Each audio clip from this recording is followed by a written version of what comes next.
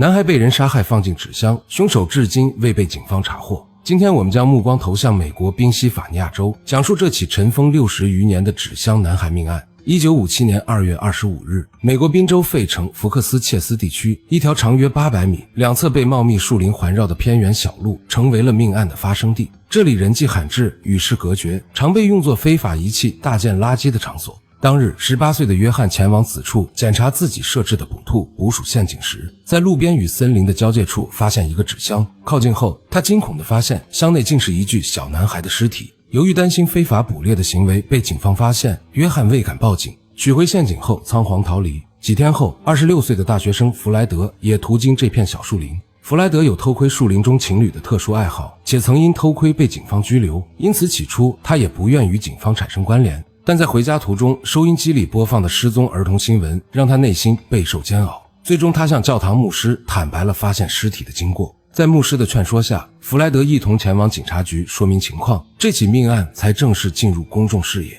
警方抵達現場後，確認紙箱內是一具全身赤裸的男童遺體，僅被一張毛毯包裹，屍體表面已發綠。法醫鑑定結果顯示，男童年齡在4至6歲之間，身高約1米，體重14公斤，相較於同齡人明顯瘦小，生前存在嚴重營養不良。男童的頭髮和指甲有被修剪的痕跡，修剪手法粗糙，非專業理髮師所為，且體表殘留碎髮，屍體有被清洗過的痕跡，推測凶手意在銷毀表面證據。此外，男童頭部和身體有多處毆打所致的淤青，腹部有 L 字形旧疤痕，左側胸部有手術復原疤痕，還留有盲腸手術及割包皮的痕跡，但全身無任何疫苗接種印记。法醫特別指出，男童手腳皮膚嚴重皺褶，推斷死前曾長期浸泡在水中，而真正的致命傷是頭部遭硬物重擊。受屍體暴露於零下几度低溫環境及發現不及時的影響，死亡時間僅能推算在2天至2周之間。為確認男童身份，當地警方出動300餘名警力展開大規模調查。賓州多家報社緊急印制40萬份尋人啟事，隨報紙及水電費通知單投遞至每戶家庭。法醫部門根據男童臉部特徵模擬出其父親的樣貌雕像，並對外公布，還為男童穿上衣物拍攝模擬生活寫真集，呼籲民眾提供線索。由於當時美國醫院對新生兒均有腳印和指紋記錄，警方逐一核對當地所有醫院的相關檔案，卻未找到任何匹配信息。儘管有不少家庭前來認領，但均確認男童並非自家失蹤孩子，這個孩子仿佛從未在世界上存在過。案件調查過程中，一條匿名線索浮出水面。一名路人曾在案發現場附近看到一輛停靠的汽車，車旁有一位中年女子和一個小孩。他主動詢問是否需要幫助時，對方刻意回避眼神，不予回應。隨後他便駕車離開。這條線索與後續證人證言形成了一定呼應。物證方面，警方將重點放在裝載屍體的紙箱和包裹屍體的毛毯上。通過紙箱上的貨品編碼，警方追溯到距離案發現場24公里的一家百貨公司。該紙箱是該公司售賣某款嬰兒搖籃床時的包裝用品。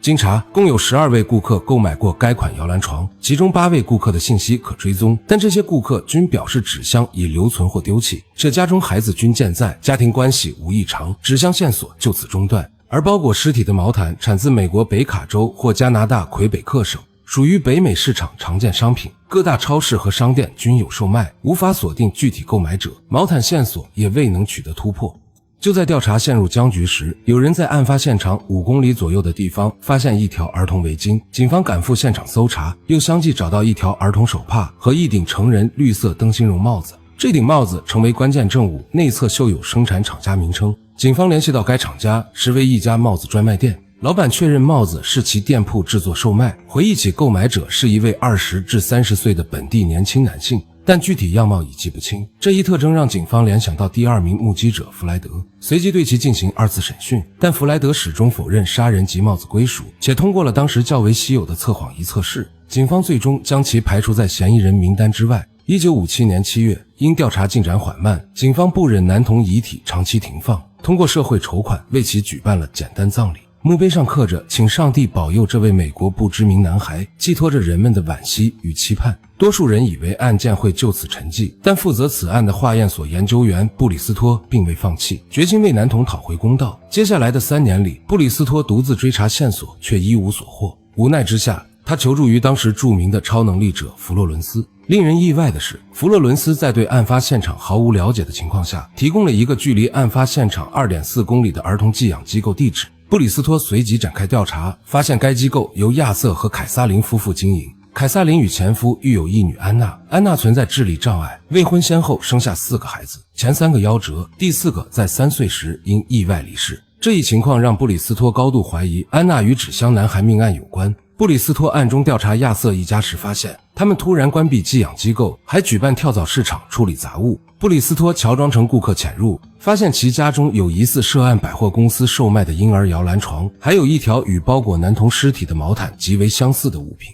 院子裡的小水池也與法醫推斷的男童死前長期泡水情況吻合。他立即請求警方介入，但警方以案發初期已調查過亞瑟一家，未發現可疑為由拒絕重啟調查。此後20年間，布里斯托始終未放棄，通過悬賞徵集線索。1984年，警方終於同意重新調查亞瑟一家，但審訊未取得實質性進展。亞瑟夫婦及安娜堅決拒絕接受測謊測試，加深了警方的懷疑，卻因缺乏直接證據，無法強制其配合，案件再次陷入僵局。不久後，凱薩琳因病離世。布里斯托再次登門時，震驚地發現亞瑟竟與繼女安娜結為夫妻，這讓他恍然大悟亞瑟一家當初拒絕測謊的原因，同時猜想紙箱男孩可能是2人的孩子，因擔心家醜外揚而將其殺害。但當布里斯托試圖聯繫亞瑟一家的家庭醫生時，發現醫生早已離世，相關醫療記錄也已被銷毀，線索再次中斷。1993年，布里斯托帶着遺憾離世，臨終前仍囑托警方繼續追查亞瑟一家。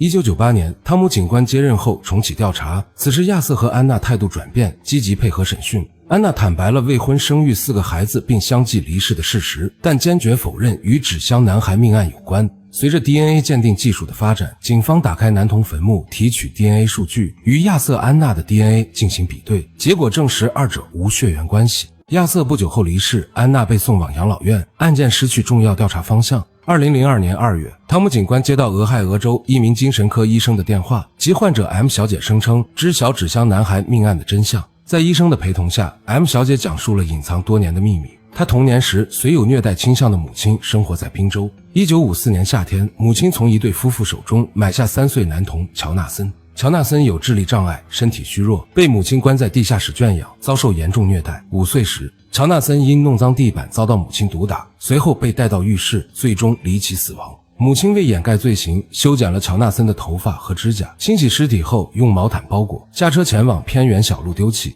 途中曾遇到一輛汽車停靠詢問，母親讓 M 小姐遮擋車牌，保持沉默。待對方離開後，將喬納森的屍體放入路邊撿到的紙箱中遺棄。M 小姐的證言細節完整，與匿名路人的描述高度吻合。警方立即搜查其童年住所的地下室，卻未發現任何禁錮過人的痕跡。鄰居們表示不相信 M 小姐母親有虐待傾向，且曾進入過其地下室未發現異常，反而對 M 小姐的精神狀況提出質疑。其精神科醫生也表示M 小姐的證言可信度較低。警方進一步調查發現， M 小姐證言中的諸多細節與已公開的案件資料高度重合，推測其證言可能是基於公開信息編造的故事。如今60幾年過去，紙箱男孩命案仍未告破。儘管期間陸續出現過一些線索，但最終均被證實為誤會。當年參與調查的人員大多已離世，但追查真相的接力從未停止。目前，男童的 DNA 數據已錄入美國國家 DNA 數據庫，人們期盼着有朝一日，這位不知名男孩的墓碑上能刻上他真正的名字，這起跨越半個多世紀的懸案能迎來遲到的正義。